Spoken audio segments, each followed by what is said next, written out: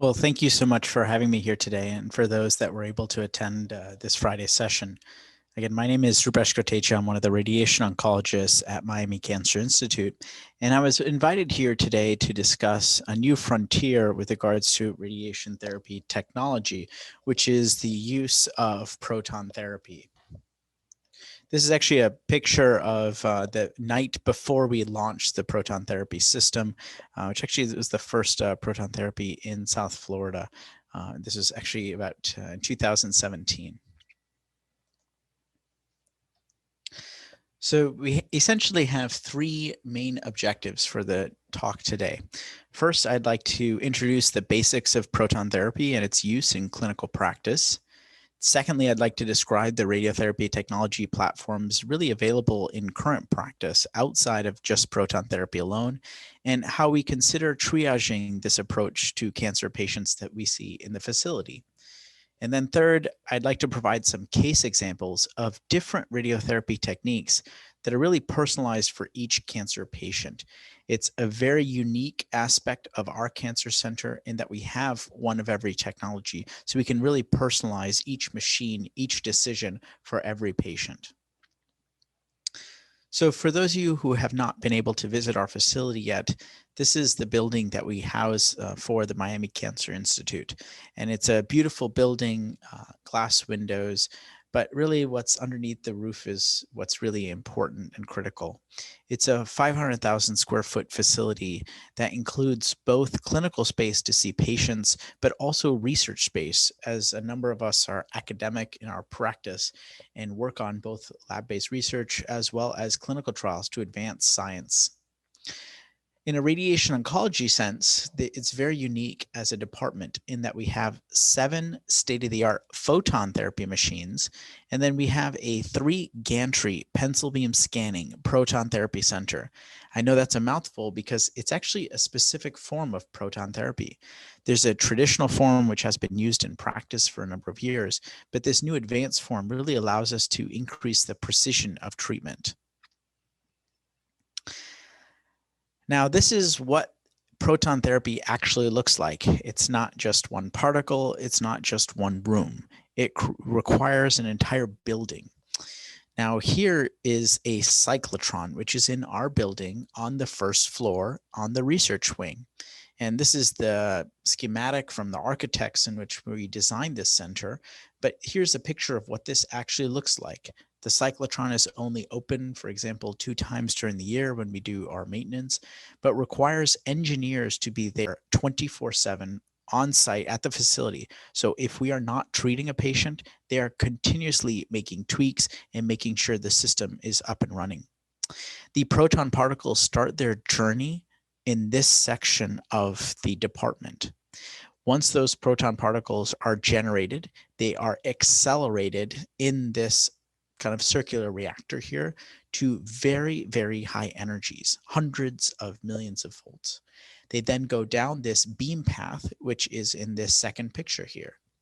Again, from the architect layout, that beam path can allow us to discharge those proton particles into gantry 1 here, gantry 2 here, or gantry 3 here. Again, this is from the behind the scenes viewpoint, but as a patient, essentially you're walking into this treatment room, you lay on this table.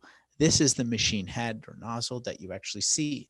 Again, with radiation therapy, you do not see anything, you do not hear anything, you do not feel anything, but this is all of your radiation being delivered, generated from rooms away. And it all starts with this, the hydrogen tank in the corner of the room, which is actually our source for how we generate these proton particles. Now, as I mentioned, this form of radiation is a specific form of proton therapy called pencil beam scanning technology. Essentially, it allows us as a team to deliver a dose in very specific areas and rapidly change that area where we need to actually deliver the dose based on the time as well as the intensity as well as the location. And so this is really critical to being able to really delivering radiation precisely to a certain part of the body. These are actually the individual proton therapy particles measured in our facility at MCI. So this is what the physicists in our department have created. So essentially, we can determine what proton particles that we need to treat a particular patient based on a depth location of their tumor. So for example, as you can see here with the increasing energies, that you get increasing depth in here measured in water, which is our phantom devices, where we do all of our radiation measurements. But then essentially this can be measured into a patient once we do a CT scan specifically in our department. Although I don't want to turn the entire audience here into a radiation physicist, what I do want to point out is how radiation particles actually work in the body. So for a proton particle, essentially it would come into a certain part of the body, and say you have a breast tumor that is of a certain depth. Essentially, we are using that depth. So this is the proton particle, say, that I would use. It goes into the patient, delivers all of its dose of radiation, and then it quickly falls off. We do not have that particle exit out to the patient. This is opposed or different to photon therapy, in which the particles actually enter the patient, but to some degree, that particle has to exit the patient as well. This unique advantage of proton therapy, giving all of the dose here and then no exit dose, is what helps to drive the benefit of this particular treatment versus the traditional forms of radiation. To show this in an extreme example, this is an example of a child who has a certain type of brain tumor in which they require treatment to the entire brain as well as the entire spinal cord. For example, medulloblastoma is a common tumor in children that we treat at our facility. If you would think about what photon therapy would be for that patient, I have to treat, again, the entire brain and the entire spinal cord. To do this, I have to put beams from the back. Those beams treat the area, as you can see in color, anywhere getting radiation. So the spinal cord is being treated. This is the spinal cord here for that patient. They're laying on their stomach. But those particles not only enter the back, they exit the front of the patient. So you can see there's a dose of radiation going to the heart, going to all of the intestines, and therefore that causes acute side effects during the treatment, shortly after the treatment, and is responsible for delayed issues in that same patient. In essence, those x-rays do not stop. They continue to travel into those normal tissues beyond the target. Now, here's proton therapy. Now, I showed you the picture of what happens with an individual particle. It can go to a certain depth, and then it can stop. So, for example, I need to treat the spinal cord in this patient. We can put all of those beams in. That radiation goes to the spinal cord, and then as you get to the spinal column, essentially that radiation is falling off. So by the time you get to the heart, the intestines, any normal structures, essentially there is no radiation dose going to that area. It is a clean area. If you do not have radiation dose going to that area, the patient will not develop side effects in that area. And we can see this as we see our children who live longer from their treatment. So this is, for example, the spine. This is the spine here. The spinal cord here is in gray. So this is before any treatment with radiation. This is, for example, a treatment plan with proton therapy. This is all of the radiation dose just being delivered to the spinal cord, and then that particle exits out, but again, a very short distance. And you can actually see that in the patient. The white is the part of the bone marrow which is treated with radiation is now replaced by fat. This is the normal bone. You can see that radiation line in the patient when they're treating with proton therapy long term.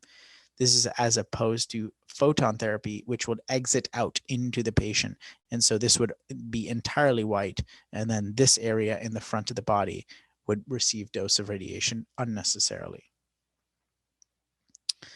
So again, the focus of our discussion here is to talk about proton therapy, but essentially we still decide each patient for proton therapy as well as each individual machine carefully as a multidisciplinary team. Pictured here are all of the different machines that we have in our department. We have conventional linear accelerators, We have a Cyberknife machine. We have tomotherapy, which is actually a CT scanner and a radiation machine in the same device. So a patient essentially just transverses the machine bore, and the patient is being imaged and treated at the same time.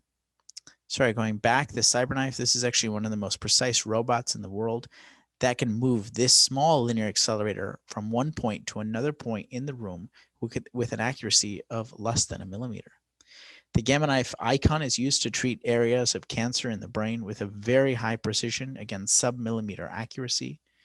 An MR linear accelerator, we had the second one in the country, the third in the world, allows us to have an MRI ongoing while a patient's being treated with radiation. In fact, patients actually being treated in this vault have the ability to visualize on a monitor in this bore their own tumor being treated with radiation. We also offer brachytherapy, which is essentially putting radiation inside of a patient. That radiation can be implanted temporarily, which is called low-dose brachytherapy or seed-based brachytherapy, for example, for prostate cancer, or high-dose rate brachytherapy, which is radiation temporarily implanted into a patient when they're in our department. That's commonly used for women with GYN cancers. And then finally, proton therapy, again, the topic of our discussion today.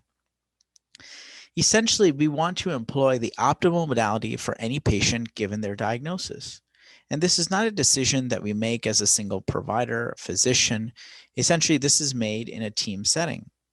We work together as a group to actually, essentially on almost like a UN type setting here, to ensure that we review every patient's images, we review all of the options for each patient so that we can decide on the best treatment modality for each patient in the system.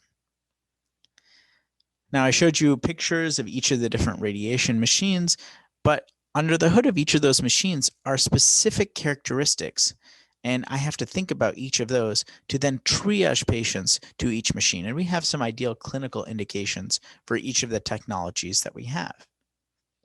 And to walk you through this, we'll discuss a patient who comes to us with a history of early stage lung cancer. Again, I mentioned we have a number of different machines in the department. And essentially that one diagnosis, that one treatment can be delivered on 5 different machines in our department. If we only had one machine, we would have to make do. We would do something with the patient to try and treat them on that particular platform. The ability of having those 5 different machines is that I start to consider all of those patient factors as I look at their scans, as the MA is gathering information about the patient, as the physician assistant tells me about the patient, as I speak to the patient. And we think about what's the arm restriction for that patient? Is there going to be a large amount of motion? Does the patient have fiducials in place? Are they claustrophobic? And so putting all of these together, I can then decide which modality would be best for each individual patient. If the answer is yes to more than one modality, what's unique is that we can do a comparative treatment plan and that we can make a plan on 2 or more machines.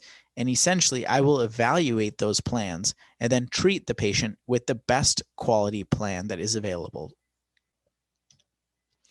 Essentially, when I come to work, this is what I think of myself as. We are using each individual machine to be able to treat each individual patient that we see.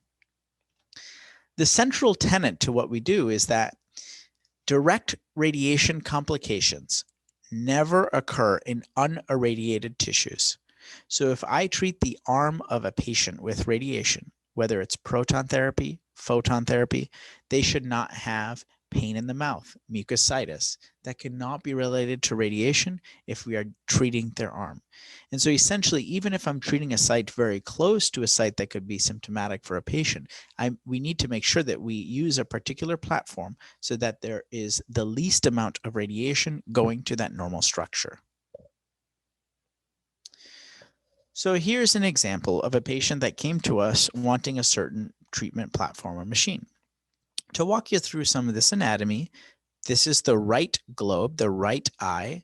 This is the left eye. This is the brain here. This is the nose, or right above the nose for this particular patient. So again, this is the right side of the scan, the left side of the scan. The tumor is localized right here in a place of the brain called the cribriform plate. This is where our sense of smell comes from. So this patient was losing their sense of smell. This is pre-COVID times, had an MRI scan, and was diagnosed with a brain tumor in this location as the reason why that's responsible for the loss of smell. So this is a 57-year-old, a frontal tumor in the skull base. Again, this is the right eye, this is their lens, and this here in green is the right optic nerve. This is where your vision comes from. This is the left optic nerve where your vision comes from in the left eye. So these are 3 different radiation plans that we looked at for this particular patient. Essentially, the colors represent doses of radiation. The red is a high dose of radiation, and the blue is a low dose of radiation. So the first thing I do when I start to look at 3 different radiation plans on 3 different platforms is, well, let's look at the dose to the surrounding brain. Well, the one that has the least amount of blue going into the brain, which is here, this one is the worst, this one is the best, and this one is actually quite reasonable, a low amount of radiation to the brain. But essentially, if I picked one, it would be this middle treatment plan. The second thing I do is look at the nerves. So this one actually does a very nice job, carves the radiation dose nicely out of the nerves. This one carves it out of the nerves. This one also does a good job, but this one actually treats right through the nerves. So essentially, the middle plan did the best with the nerves as well. So essentially, if I looked at these 3 radiation plans, this one would be the one that I would use to treat the patient. The first one gives a higher dose to the brain, but spares the nerves. The last one gives a higher dose to the nerves, but spares the brain. But this one is able to spare the nerves and the brain. So then we triage the patient to this particular machine, and they start their treatment. Behind the scenes, the patients may not know that we're doing all of this work, but we're really individualizing it for every patient that we see. If you went to a facility that only had one of these machines, then that would be the machine that you would be treated on. So now showing you some examples of proton therapy. So this is, again, that patient who needs craniospinal radiation. They have a tumor in the back of their brain. They need radiation to the entire brain and to the entire spinal cord. This is what happens with a tomotherapy plan, again, a photon therapy plan, and you can see anywhere in color is getting radiation dose. And so you can see essentially there's radiation dose even going here to the front of the brain, even though there are tumors in the back of the brain. You can see the back of their mouth here. So this is the tongue right here. This is the heart. This is the liver. This is the intestines. Again, the back of the patient, the front of the patient. And you can see the colors here compared to a proton therapy plan look substantially different. These areas that do not have any colors are not getting any radiation dose, which means there are no side effects. So for example, you would not get mucositis or pain in the mouth. You do not have issues, pain on the tongue. But here, there's radiation dose going to those areas. More importantly, the heart, the liver, the intestines, they are all spared. They're not in any of the colors. They're not receiving any dose of radiation. Well, the colors look nice, but let's walk through a plan in which I'm using more than just a difference in the distribution of radiation to make a clinical decision for a particular patient. So starting from the head down, this is a patient who had a tumor in the very center of the brain called a central neurocytoma. It's a 25-year-old. He had some of the disease resected. A SDR is a subtotal resection, and had some residual disease that I've marked in here with measurements, 3 by 2 centimeters. This is the right side of the brain. This is the left. This is the front. This is the back. This is really in the center of the brain. So now that we're experts in looking at radiation plans, this is a treatment plan that we generated with proton therapy. And this is a radiation plan treated with photon therapy. Now, overall, just looking at the plan, again, knowing that anywhere in color is an area getting radiation dose, well, the less color is always going to be a better radiation plan. So this plan obviously has less dose going to other parts of the brain than the photon therapy plan, showing the benefit of proton therapy. But specifically, there are substructures of the brain that are going to be more important than others. So for example, in pink here is the right hippocampus. In blue here, turquoise, is the left hippocampus. The hippocampi are where our short-term memory is generated from. Short-term memory is really important for other features such as executive functioning, making decisions. If I asked you if you wanted to have chocolate cake for lunch, you have to remember, did you have chocolate cake for breakfast? Do you like chocolate more than vanilla? Maybe you had chocolate yesterday. So the short-term memory is really important for informing us to be able to make those decisions. Also, the temporal lobes on either side of the brain, they're shown here and here, are also important connections for those types of cognitive functions. As you can see here, not only does proton therapy spare the brain overall, it specifically makes sure that these critical parts of the brain do not receive any radiation dose. Here is the plan with proton therapy and with photon therapy. Again, just showing you a different dimension or direction. This is the right, this is the left. This is if you were looking at yourself in the mirror. Again, the proton therapy beam arrangement is able to spare the entirety of the temporal lobes, and the hippocampus, even though they sit right adjacent to the tumor. So avoidance of these critical substructures is important. Now, in this image, it doesn't, although it looks better with proton therapy, it looks like you're still giving a substantial dose to the brain. That's just this one sequence. In fact, what I can do is something more advanced in which I can subtract one from another. Anywhere in here is an area giving radiation dose with photon therapy that was not getting dose with proton therapy. And so although some of these images look like they're very similar between the two, essentially all of these areas are getting a higher dose with photon therapy than proton therapy. And we can look at the numbers, key metrics that are associated with outcomes to really determine the benefit of the different modalities. So for example, if I'm looking at the dose to the hippocampus on the left or on the right, proton therapy is essentially just 1 gray, which is our measurement of radiation, versus photon therapy is 16 or 14. So essentially 15 times more radiation dose to those key structures in the brain.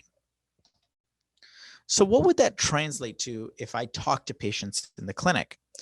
Well, if I took that dose, so essentially 16 gray of radiation to the hippocampus, and I plotted, this is a plot of the risk of having issues with memory, verbal memory, and the dose of radiation. Essentially, as you have an increased dose of radiation to the structure, you increase the risk of side effects to that structure, in this case, verbal memory. So on this plot, if you give a dose of 16 gray to part of the hippocampus, your risk of having memory issues, again, in this 25-year-old, is 60%. This is with photon therapy. With proton therapy, it's essentially 0. So we would choose proton therapy over photon therapy in this patient, given their tumor type, given their location, given their age, so that we do not result in a high risk of cognitive impairment, issues with memory, when we have a highly curable disease. So this is an example of a 17-year-old who was having some issues with their vision and found to have this tumor, which is bright right in the center of the brain. This is a tumor commonly seen called a craniopharyngioma. The location is very critical. This is the nose here of the patient. This is the back of the head here, the top of the head. This is the tumor that we've put some measurements on. Essentially, this is in the very center of the brain, a very critical area. Now, for example, we would think this is the center of the brain. Let's use the most precise radiation there is. So Gamma Knife is actually one of the most precise machines that we have in the department. But we cannot use a machine like Gamma Knife because the optic chiasm, where our vision comes from, surrounds this area. And therefore, you have a high risk of causing vision issues or vision loss if you use even some of the machines in our department, such as Gamma Knife, that are very precise. Instead, we treated this patient with proton therapy. As you can see here, 30 fractions or 30 treatments with radiation. And the dose is deposited right in the center, right where that tumor is.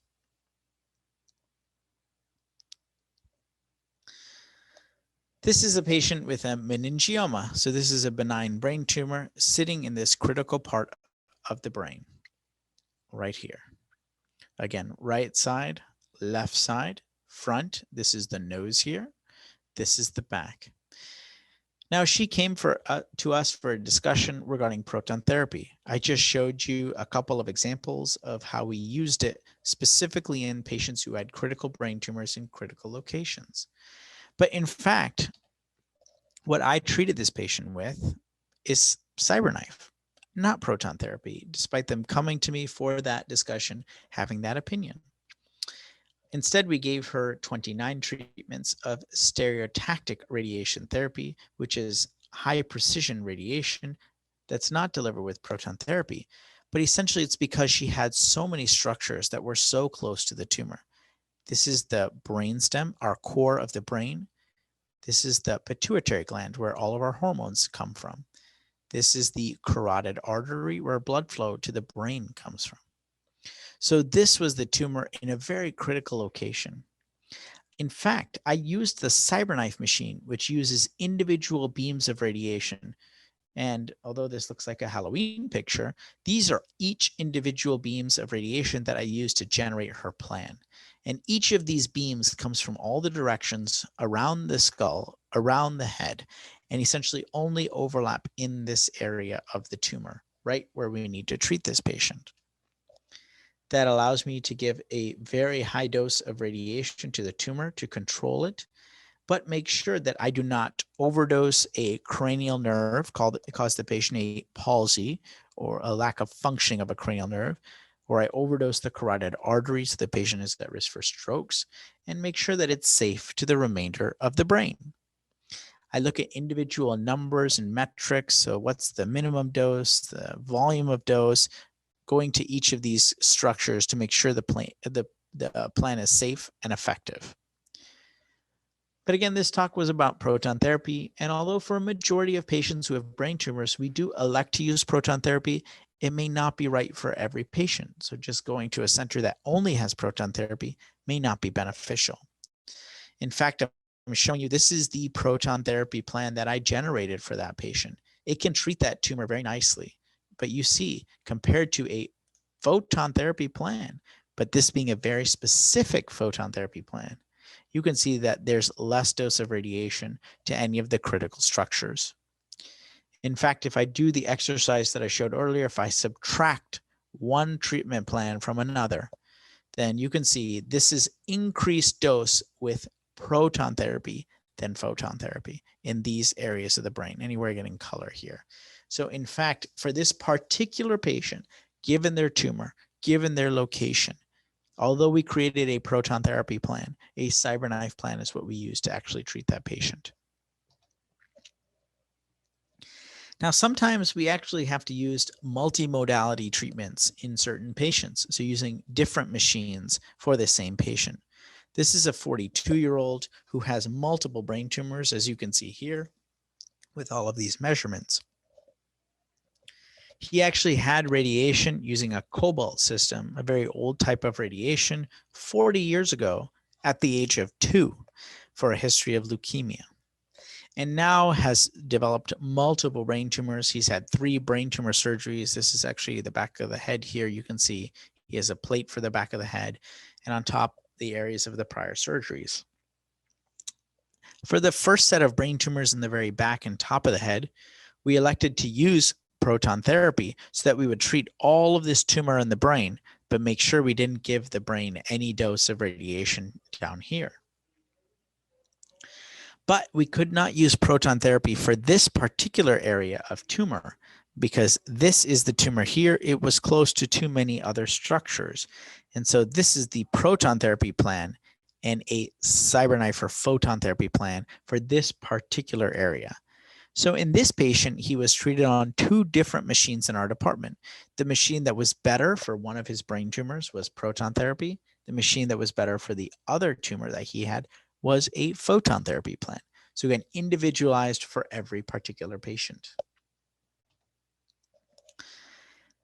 Now, moving down from the brain, this is a patient who has a rhabdomyosarcoma, which is a tumor typically seen in children or young adults, but can be seen in older patients as well. So this is particularly a 7-year-old who had swelling in the left upper eye, and they were found to have this large tumor. As you can see, this is the tumor displacing the left eye. This is the normal right eye here. So you can see the abnormal change in anatomy between the two. Proton therapy allowed us to basically treat just this left eye, which has all of the tumor, but you can see we are sparing the right eye. This is an example of the patient, the child looking at you in the mirror. Essentially, this is their right eye being spared. This is a 20-year-old patient who has a very large tumor in the sacrum now. So this is the back, your sacrum, your seat, where you're essentially the bone that you're sitting on. This is the right pelvis. This is the left pelvis. This is the front of the patient, the back.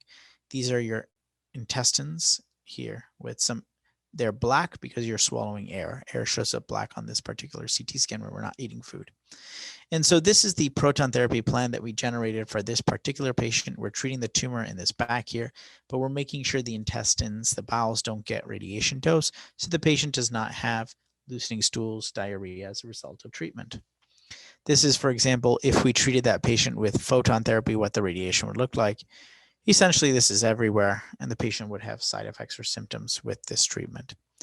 This is looking from the back on this side to the front on this side. Back on this side, front on this side.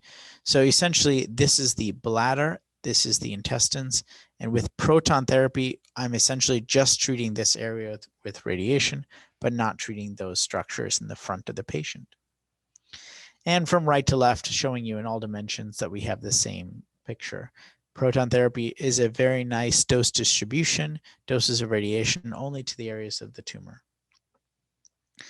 And again, when you do these subtraction images, that's when you really see the difference between the two. Again, all of these areas in color are increased dose with photon therapy than with proton therapy. So our last case for the pediatric section is a patient, again, with Ewing's of the right second rib. You can see this very large tumor for this particular patient. Again, this is the heart. This is the left lung breathing in air, so the air is black on a CT scan. This is the spine. This is where the spinal cord is. So front, back, right, left side. So this is a large tumor in this area, and especially with the chemotherapy that this particularly needs that can affect the heart, we want to make sure we treat this patient with radiation but do not damage the heart. And therefore, we elected to use proton therapy to treat this area of the chest and to not significantly affect the heart dose. Now, the heart is something that we think about very carefully for patients with breast cancer who have a very long expected survival from their diagnosis. This is an example of how breast cancer patients are treated. Essentially, if this is the right breast, this is the right lung, this is the heart, this is the esophagus, this is the left lung. If a breast tumor occurs, for example, in here in the left breast, the way that we deliver the radiation is that we put one beam this way, one beam this way, and essentially treat the entirety of that breast tissue after the patient has had a lumpectomy. This has been used for many years and is really the standard form of radiation. Only more recently are we learning that the blood vessels that are important to the heart, for example, the left anterior descending artery, the artery where patients get heart attacks in most commonly, sits right in where we treat typically with radiation. So therefore, if you treat patients with radiation and they undergo testing afterwards, you can see that their arteries start to shrink, the arteries start to close, and therefore patients can be at risk for cardiovascular issues or heart attacks after having radiation for a left-sided breast cancer. Now, it's very hard to avoid the heart if you think about the anatomy for some patients in which we have to treat the breast tissue. So when a patient has a lumpectomy, they have part of that, they have the tumor removed, which is part of the breast tissue. We have to treat the remainder of the breast tissue to help control the patient's disease and to prevent a recurrence. But especially for left-sided cases, this can be difficult. This is how we treat patients with standard radiation. One beam, a second beam. I'll show it one more time. One beam, second beam. So essentially it treats the entirety of the breast tissue. The issue is that keep focusing on this circled area. That's the critical part of the heart. Now, if we decide to treat this patient instead with proton therapy, we will actually do something very unique. We point the beam directly at the heart. This is the beam direction for that particular patient. But the benefit, again, with proton therapy is we can choose where that beam actually stops its trajectory. So it can deposit dose into that breast tissue and then just stop. It does not treat the heart. You spare the heart and the coronary arteries. And although we made this in PowerPoint and it looks like a nice image, these are actually the radiation lines for that particular patient. That was a real patient, a real CT scan. So you can see all of the doses deposited into that chest wall. Now, if you look at comparison studies from the literature, you can see that with all of the different techniques that we can use in radiation oncology across all the different machines, essentially proton therapy does result in a very low dose of radiation for both left-sided cases, but also some complicated right-sided cases. Right now, we have three main technologies that we can really try and use to limit the dose of radiation for women with left-sided breast cancer. The first approach is to have the patient hold their breath during radiation.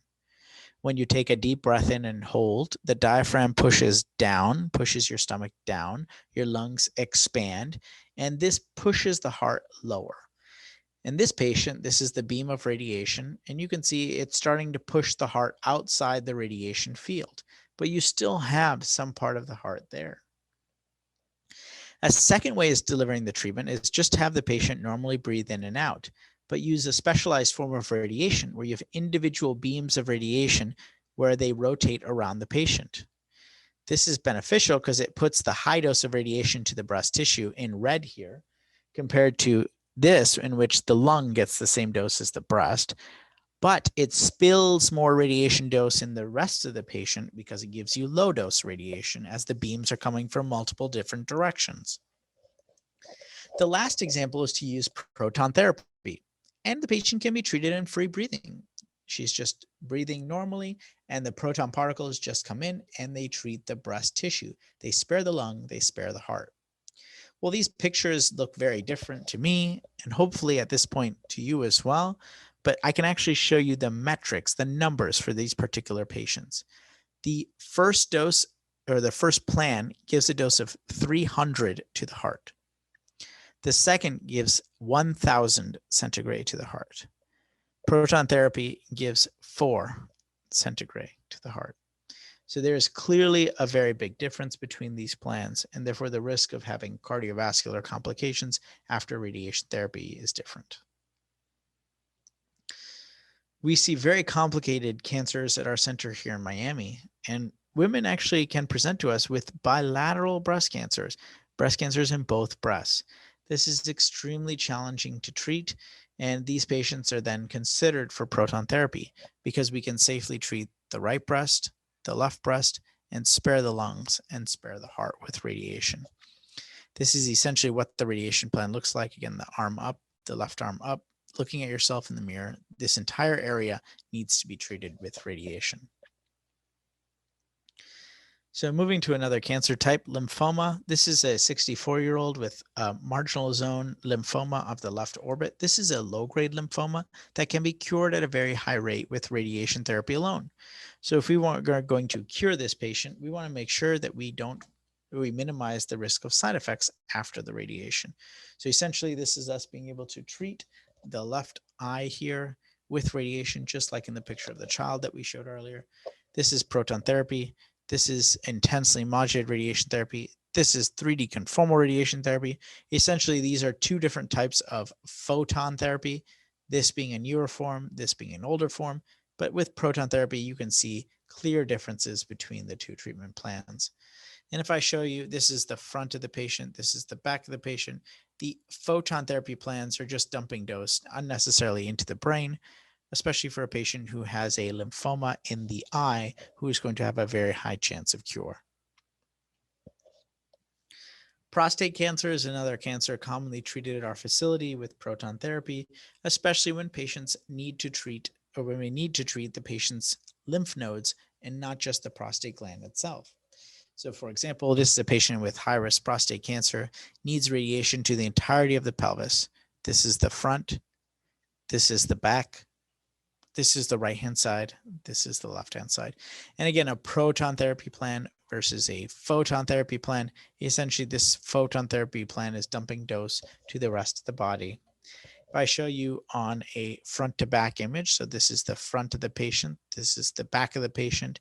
Essentially, these are all the lymph nodes here, and this is the prostate gland here.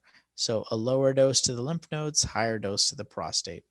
With photon therapy, to do that, to treat all of those lymph nodes, essentially you have to go through all of the intestines. Head and neck cancers are also treated commonly at our facility with proton therapy. And this is an example showing the difference between them. This is proton therapy. This is, again, photon therapy. IMRT is an advanced form of photon therapy. And again, this is the mouth, this is the tongue, this is the patient's throat. And essentially, as you can see here, it's spared with proton therapy versus photon therapy. This image is what I was showing earlier. All of these areas are getting radiation dose with photon therapy, not proton therapy. And so this patient would have mucositis, which is pain in the mouth, or difficulty swallowing, or pain with swallowing with IMRT in this particular case, but would be at reduced risk with proton therapy. Sometimes we have tumors arising in GI sites that need treatment with proton therapy as well, given the number of structures or organs that surround those. So for example, this is a patient with pancreatic cancer. This is the tumor bed. This is a right kidney, the left kidney, the intestines surround this area. Again, this is a photon therapy plan. Essentially, the entire body is getting some sort of radiation dose. This is a proton therapy plan. So essentially, the beam comes in, treats the tumor, and stops. We have a very low dose to the kidney, and the intestines. This helps to improve the tolerability of treatment, given that these patients need chemotherapy, which can cause their own toxicities. Finally, our last two examples are a patient with another GI tumor, an anal cancer. This used to be treated with surgery and then now is curatively treated with radiation therapy and with chemotherapy. The issue really is this site. If we treat this particular patient, this is the anal canal region. These are lymph nodes on the right and left groin that we have to treat with radiation. But for example, in women, this is a key area for sensitivity, the genitalia, in men as well. And so essentially what we want to do is make sure that we don't treat these areas with radiation dose. And as you can see here with proton therapy, this is nicely spared. This can improve the tolerability of treatment. And then finally, for patients who have had radiation therapy in the past, it's sometimes impossible or even very difficult to apply radiation therapy again in the future. But some patients do need treatment again, and this can be considered with proton therapy to safely allow for reirradiation. So for example, this is a patient who had radiation before. This is obviously not proton therapy because you see radiation dose spilled in multiple parts of the body, but essentially this is the highest area of tumor. This is an advanced photon therapy plan to treat this patient now with radiation, with beams that are coming in from all the directions, essentially to give the highest dose of radiation here. This is reirradiation with proton therapy now, essentially 2 beams of radiation to treat this area and not risk overlap with the prior radiation therapy dose to these other key areas. This allows us to then safely give radiation therapy a second time to an area previously treated, even to high dose. So finally, in conclusion, hopefully, in addition to turning everybody here in the audience into radiation oncologists and medical physicists, I hopefully have shown that there are a variety of radiation therapy technologies that exist for treating patients with cancer. Just like a medical oncologist will pick a particular drug, systemic therapy, treatment based on the patient's molecular profile and their disease, similarly in radiation oncology, it's important to select whichever platform is best for each patient, given their diagnosis, given the need for radiation therapy, given the location and extent of disease. Of all of the radiation therapy technologies and modalities that we have at our center, proton therapy represents a new frontier in the management of patients with malignancies in a variety of sites, as I've shown here today, and therefore should be considered, especially for patients are receiving upfront radiation for tumors that are close to many other critical organs, or if they are treated with radiation therapy a second time or in the recurrent setting. This is my contact information here, again, at Miami Cancer Institute. This is actually my direct email as well. So if you have any questions, please don't hesitate to reach out.